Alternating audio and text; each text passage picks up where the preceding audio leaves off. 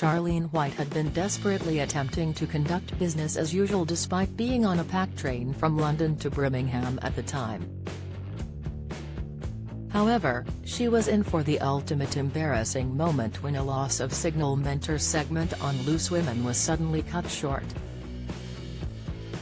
But the ITV presenter and producer received some much-welcomed support from her Twitter followers. 1. @LuciLuluElastic, tweeted her to offer words of encouragement in the aftermath of the glitch. "Saw you on LW, Loose Women, on the train and just wanted to say have the best time," she wrote. "See, good things happen to good people, enjoy yourself, so never give those jealous weekend fools a second thought." She added the hashtag "You make my mum smile." Charlene responded in view of over 62,000 followers to confirm she was gutted the signal failed. "The joys of attempting to do a video call on a train to Birmingham," she groaned.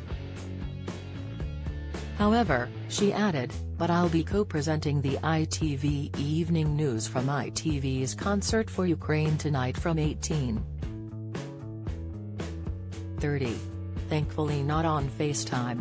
The discussion sparked off a series of welcome to Birmingham tweets from locals whose home city she had been heading to at the time of the mishap. Charlene has had a tense few days not just with the connectivity problem on Loose Women, but with fielding off complaints that she had profited from slavery. She discovered last year during an ITV documentary named Empire's Child that a distant relative, her 5 times great-grandfather, had been a slave owner. "All weekend a few folk with nout better to do were furiously tweeting to out me for profiting from the slave trade," she wrote in a tweet yesterday. "Why? 'Cause my slave ancestors birthed kids belonging to their slave owners. Kids who were born slaves."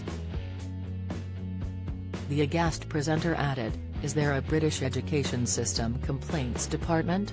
Meanwhile, the Loose Women star had another shock in store when she learnt one of her favourite radio broadcasters, Eddie Mair, is about to retire.